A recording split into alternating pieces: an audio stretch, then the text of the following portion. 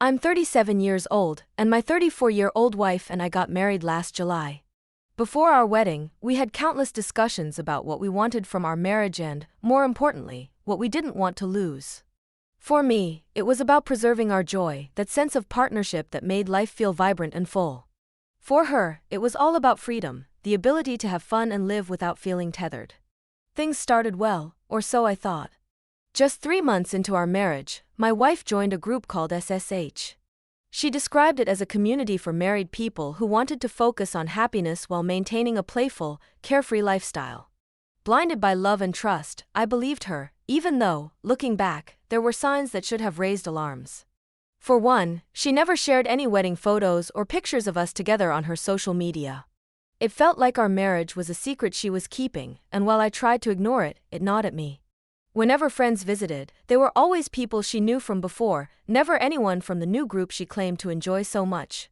When I asked her about it, she brushed me off, saying she'd share that part of her life when the time was right. Then came the final day of 2022. We spent the morning cleaning the house, and she misplaced her phone. I called it for her, only to see that she still had my number saved under just my first name, a small detail, but one that felt significant. When I mentioned it, she dismissed me, accusing me of being petty and insecure. I tried to brush it off, but the nagging feeling that something was wrong grew stronger. The turning point came last Tuesday.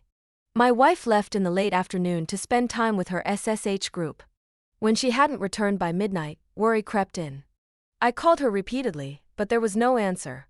As the hours passed, dread settled in, and I reached out to her father, hoping he might know where she was. He didn't.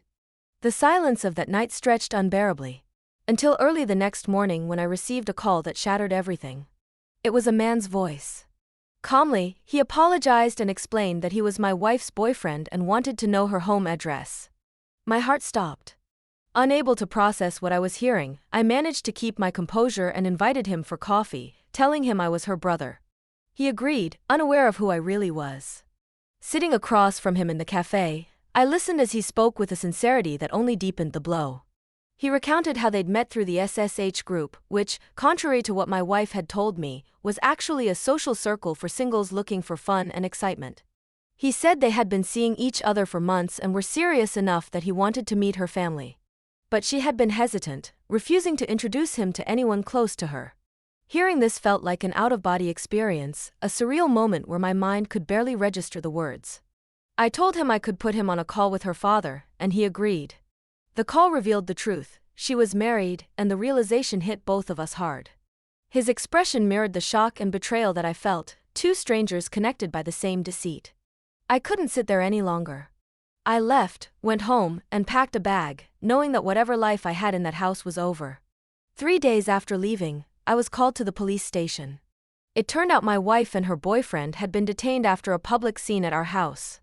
He had confronted her about her lies, and their argument escalated, leading to a mess that drew the attention of neighbors and police. Seeing her at the station was painful. Her face was marked with panic and exhaustion as she explained how she received a brutal message from her father calling her useless and warning her to stay away. She pleaded for my help, not out of regret for what she'd done to me, but to clear her name with her father. There was no apology, no acknowledgement of my pain. I told her coldly that it wasn't my problem anymore. She would hear from my lawyer, and that was it. Walking away from her, I felt broken and numb, a shell of the man I had been just days before. The days that followed were suffused with a deep, numbing pain. I barely recognized my life or myself. Most days, getting out of bed felt impossible. The weight of betrayal pressed down on me, leaving me exhausted and hollow. I replayed the scene at the police station repeatedly in my mind, her frantic, self-serving pleas ringing in my ears.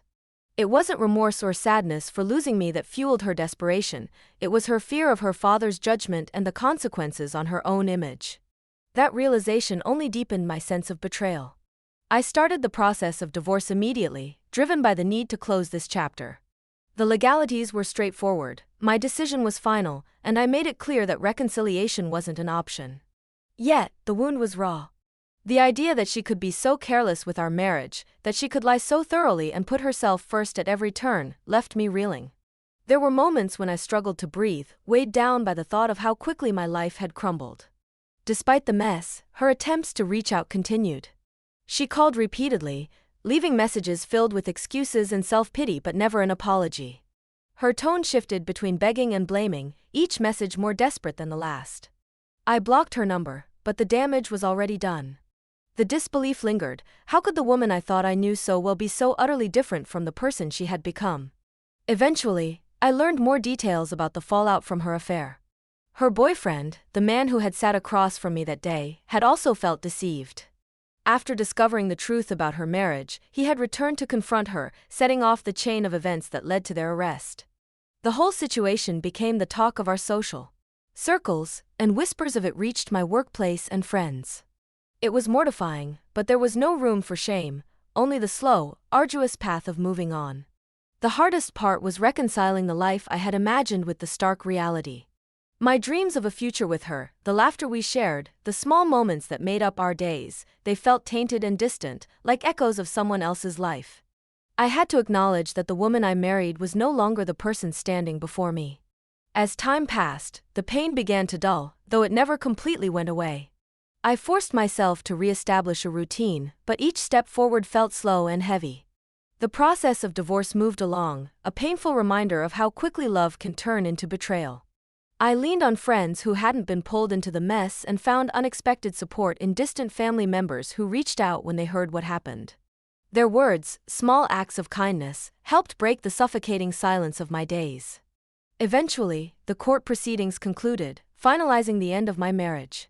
The closure brought a mix of relief and sadness. It meant an end to the endless calls, messages, and confrontations, but it also underscored how much had been lost. I looked back on the early days of my relationship, the optimism, and the trust one had once had, now shadowed by deceit. The hardest part was reclaiming a sense of trust, not just in others, but in myself. I questioned how I could have been so blind, why I hadn't seen what now seemed so obvious. But with time, I realized that loving someone isn't a flaw. Being betrayed by them doesn't mean you failed.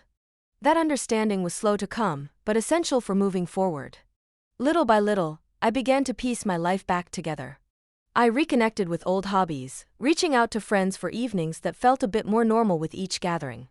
There were moments when reminders of my ex-wife would surface, a song, a scent, a place we had visited, and those moments stung.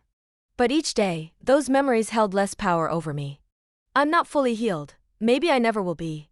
But I've learned that resilience isn't a quick victory, it's found in the everyday act of choosing to stand up and try again. And though I'm still working through the wreckage, there's a glimmer of hope that the future, whatever it may hold, can be built on more solid ground. To those of you who have made it to the end of my story, thank you for listening.